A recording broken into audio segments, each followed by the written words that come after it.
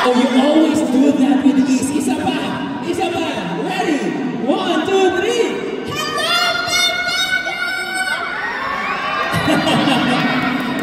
Hello, I know marami talaga na naghihintay sa'yo. Simula pa kahapon and then today? Yes. Thank you! Alright, so let's have a seat there. Marami ba? Okay. Sobrang nag-enjoy ako sa performance na kanina. Sana wala nakita yung boses ko. No, you will have that for this short interview. No, it's so nice to have you once again here at Hobby Fest. Thank you once again, Hobby Fest, and of course, I'm so happy to be here at Puffers, Pampanga. It's my first time here in Pampanga, by the way. Yes, it's the first time doing Hobby Fest here, and I hope this will not be the last. And thank you so much for the warm welcome, Pampanga. Now, I know there's a lot of people looking up to you. Idol kanila as a cosplayer. Can you give us like a little background on how you started, how many years ago was that, and what was the humble beginnings of Dayan sa Bandeja? Makakalaman nila age ko. Wala naman age reveal, pero... I started since around 2006, 2007. Ayun, so, dinosaur. And so, I started from the time na very hirap nakahanap ng more resources na materials. So, we started using mga mura na tela, mga karton from props, ayun. Before kami na-evolve to airfoam, ayun. So, I learned a lot through the years of cosplay, from crafting, sa pagtatahe, to hairstyling, wig styling. Other than that, yung performance na din. Kasi I also joined competitions before. Yes, yes. So yung gina-judge mo ngayon, way back, ikaw naman yung gina-judge dati, you know? Parang ganun yung dating na parang, kahit minus na to, gusto ko mag-perform. Yes, yes. Pwede ko palang tamblingin lahat ng sides ng stage. And I asked this to one of our cosplayers earlier. Now, it's difficult to look the part, but it's even more difficult to be the part. So, pinagkakaalala mo talaga ng ask ng cosplay inspiration. Yes, the best thing about competing kasi, or performing on stage, is you get to express how much you love the character. Paano mo i-express yung love mo sa character? It has reflect on your performance. At the same time, dapat na-reach out ko din yun. Hindi lang sa lahat ng tao, kundi pati na rin sa judges. Right. Kasi hawak nila yung mga criteria. Yes, so yes. you have to hit the target. Aside from eating the stage, yun yung pinaka-importante talaga, kailangan mo kainin yung stage. Eat and develop for us. Kainin! Kainin mo. Ay, kasi pinakain niya to kami kanina.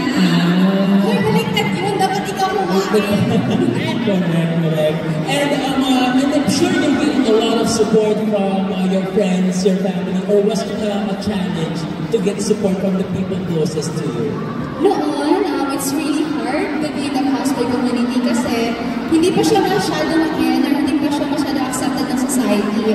So every time na cosplay ka at an event, lahat ng tao tumitingin sa'yo, bakit gano'n. And there's no specific rules pa. Di ba when it comes to cosplaying, ang dami ng rules now. Yes. Lalo na kapag sa public yung event. Ang daming do's and don'ts that you have to check before attending an event. Noon, KKB lang, and more of cosplay gathering. Ayun. So, ang hirap makahanap ng place that you feel that you belong. So, every time I am at an event, I really feel na parang it's a celebration of hobbies. Right. A gathering of different individuals with the same hobbies, with the same interests, gano'n. And nagsimula din kasi ako mag-create ng costume ko with my mom.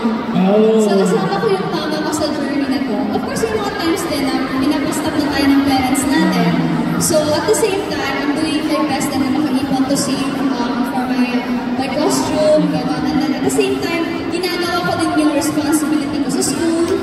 Ayan. So, you have to compromise. Yes. Pero payagan ka ng parents mo, kailangan mo din bigyan sila ng reason na payagan ka. Yes, exactly. So, ano lang yan, give and take. You know, this one you can give and this one you can And give. I really hope talaga, kasi we're na 2025 na tayo, I really hope that parents will be supportive din sa mga children nila. Because they get to learn a lot from doing what they love. Yes, exactly. So apart from being in character, there's also a growing community of cosplayers wherein those kids or the kids learn how to deal with different people, they're overcoming fear of the stage, being confident, and most likely, know their path ito na dapat nila yung gusto kong gawin, or they want to do it on the side, but at the same time pursue another career. If you want to make it as a profession or just a hobby, it's okay. As long as they try. Diba? Hindi mo nalaman kung gustuhan mo kung hindi mo siya i-try. Exactly. And speaking of profession and being it as, making it as a career, what was the point or turning point in your cosplay career that you said, okay, Diane, I've already arrived, I've made it. What's that one project na tingin na parang, ito na yung turning point, I think I'm in the pool of the best, something like that. Hindi ko na sabi professional talaga. Professional. When I took my first meet and greet, it was an international meet and greet together with international guests, two from Australia, one from Netherlands, and I represent Philippines. It was held in Tagaytay, pero open internationally siya. And then, that was the first time that I feel like, ganito pala yung meet and greet, ganito pala yung guesting. But the very first time when yung feeling ko talaga na ito na was when I was in Singapore. Because I perform on stage as guest representing Philippines ulit. But this time, since it's overseas, so it's super times 10 yung kaba. Super times. May mga Pilipino. Yeah, at the same time, may nangyari kasi sa stage. So, hindi alam ng mga audience, at hindi din masyadong halata sa camera. Nag-wardrobe malfunction ako. Natanggal yung strap ko on stage. Pagpapalikod lang ako. So, hindi naman nakita or anything. But wala na, natanggal na yung strap ko dapat. Pero tuloy yung show. It was go on. And that was the first time when I realized what an idol fandom is like. Yung may mga light sticks talaga. Yes, Ay, pwede na pala akong magbenta ng light sticks. Nakalagay Diane. May merch ng bago. It's actually like, in cosplaying kasi, you have to find your right path. Kung gusto mo siya gawing profession, you have to attach or connect it with your hobbies, at the same time, connect it with your talents. Right. Like for example, Sir Tony, very good at most of those hosting guys. So some of my friends then, na into cosplaying, they also do hosting. Yeah. And some of them do like styling commissions, mga costume at props commissions. So a lot of my friends are doing cosplaying na din as their hobby or sideline. Yeah, so it's kind of branching out to what you really, who you really are at the core. At the same time, may public na sila to do their personal plans nila, yung mga passion projects. Yes, exactly. And you've been making waves in social media, maraming ka ng followers. So, what's next with Diane sa Bandera? Ano susunod sa mga nakabangan namin sa iyo? Abangan niyo po yung album ko, Char. I really want to do covers in the future. I also perform sometimes on other events like singing and dancing and dance covers. So this year I want to do song covers, but so online lang muna kasi nahiya ako konti. Kailangan ko pa ng practice, kailangan ko ng boss. Para live na. Oo, but in-invite din naman ako. Hinihikayat ako doon ni Sir Tony na try din ng hosting. Hindi natin alam baka. Oh, why not? Oo, pwede yan. Kasi nandito po tayo ngayon sa podcast ng baka. At eto na po, nandito na si Sir Tony. Tatagalan ako ng trabaho dito in the future. We've been some of friends dahil dito sa mga guestings mo. And we really appreciate your presence every time.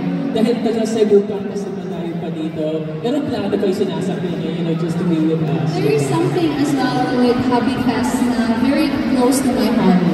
Parang every time nakikita ko na yung mga tao sa Hobby Fest, parang family na din. Yes. So, kailan pupunta si ano kasi diba? Exciting. Kasi dito sasabihin yung mga after parties, ay hindi na-mention na naman. Ay, hindi kasi natuloy na inuwan kagabi. Sino kaya yun? Nako. Ayun, so it's really, it feels like home. Because every events kasi, I really feel that, yung feeling that we belong. Right. Yun yung ini-aim ko as an event. So, if I feel that I belong, kung ay tama to event, tama yung pagpunta ko, tama yung feeling na nandito ako, diba? And you know, and I really hope that yun din yung nafe-feel ng mga tao na nandito ngayon. Exactly, and that's what we wanna make you feel, you know, mga those cosplayers and all, kasi pakikiba nahihiya sila, you know, we're very inclusive, you know, pumasok lang kayo dito sa loob ng Hobby Fest and you will feel welcome. And sabi ko nga, it's not just about cosplay, it's not just about anime, it's about art, it's about comics, it's about everything of human interest. Every art na nakikita nyo nandito. Diba? Lahat. So it's very inclusive. So yun, so maraming salamat, Dayan. For always being here and supporting Hobby Fest. Palapakan naman natin once again, ladies and gentlemen, the pride of Cebu, the pride of the Philippines, cosplayer, Dayan Sabandera, everybody!